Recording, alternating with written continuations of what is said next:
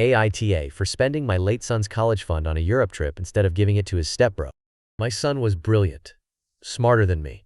I used to joke about needing a paternity test because of how sharp he was. His mom and I divorced when he was 12. She remarried when he was 14, and I did at 16. I had an RESP set up for him. That's a education fund in Canada. As long as he went for post-secondary education, he could use the money for anything. I always told him, jokingly, that if he didn't go to university, I'd use the money to go to Belgium and buy some beer from Monks that. He loved the joke and never let me rattle him. When he got into McGill, it was the proudest moment of my life. We celebrated with a beer, mourning the loss of my Europe trip. Tragically, my son was killed by a drunk driver in March. My ex, my wife, and I have been coping as best we can. My wife has been my rock. While arranging the funeral, my ex asked about the RESP. Since my son had a scholarship, he planned to use the money for living expenses and emergencies.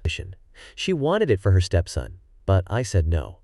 Her husband had never taken on expenses for my son beyond basics, so I didn't feel right about it.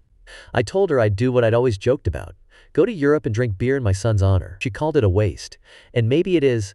I'll have to return the government portion of the fund, but I don't care. My son would have laughed his ass off, knowing I actually went through with it.